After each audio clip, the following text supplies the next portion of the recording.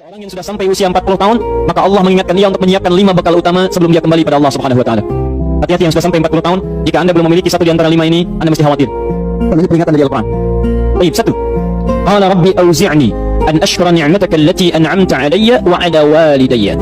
Amanat pertama, kata Allah, dia mesti memperbanyak doa kepada Allah Subhanahu wa taala agar dibimbing.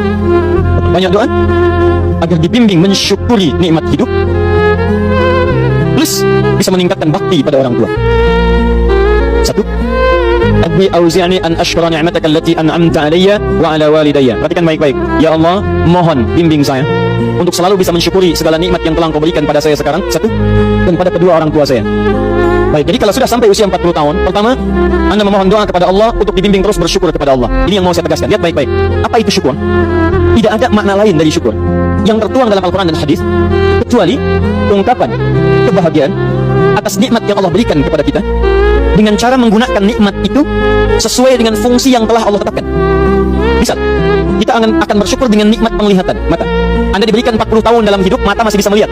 Bagaimana mensyukuri nikmat mata? Kalau Anda ingin syukuri nikmat mata, maka yang paling singkat, gunakan nikmat mata ini sesuai dengan peruntukan yang telah Allah tetapkan. Fungsi yang telah Allah tetapkan. Apa fungsi mata? Masih ingat? Melihat yang baik-baik. Quran surah ke-24 ayat 30 untuk laki-laki, ayat 31 untuk perempuan. Qul lil mu'minina yaghuddu min absarihim. Katakan pada pria-pria yang merasa punya iman. Dengan iman itu dia yakin dengan akhirat. Wa bil akhirati hum yuqinun. Karena yakin dengan akhirat dia sadar akan pulang dan dia tahu nikmat matanya akan ditanya oleh Allah Subhanahu wa taala. Katakan pada pria-pria yang yakin bahwa matanya akan ditanya oleh Allah. Quran surah ke-17 ayat 36. Innas sam'a wal basara wal fuada kullu ulaika kana anhu mas'ula. Setiap pendengaran Anda, penglihatan Anda, plus apa yang Anda pikirkan, satu saat akan ditanya, dipertanggungjawabkan di hadapan Allah Subhanahu wa taala. Karena itu kata Allah, katakan pada orang-orang yang yakin dengan itu semua, yaghuddu min absarihim, matanya hanya boleh melihat yang baik-baik saja. Yang tidak baik palingkan. Ibu juga sama, ayat 31-nya. Wa qul lil mu'minati yaghuddna min absarihinna. Katakan pada perempuan yang merasa yakin dengan Allah, yakin akan pulang, yakin akan ditanya, matanya hanya boleh melihat yang baik-baik saja menurut Allah. Yang tidak baik palingkan. Di ghadul basar itu bukan enggak boleh lihat, Pak. Ghadul basar itu silakan lihat, tapi ketika yang dilihat tidak baik menurut Allah, maka palingkan dari itu semua.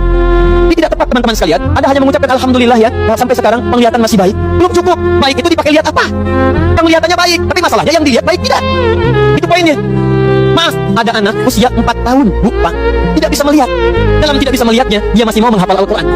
Namanya Mu'af, tinggalnya di Asyut, adanya di Kaira, negaranya Mesir. Matanya nggak bisa lihat, tapi dia sampaikan pada bapaknya, Pak, saya ingin menghafal Al-Quran. Saya ingin menghafal Al-Quran. Kata bapaknya, kamu yakin? Saya yakin.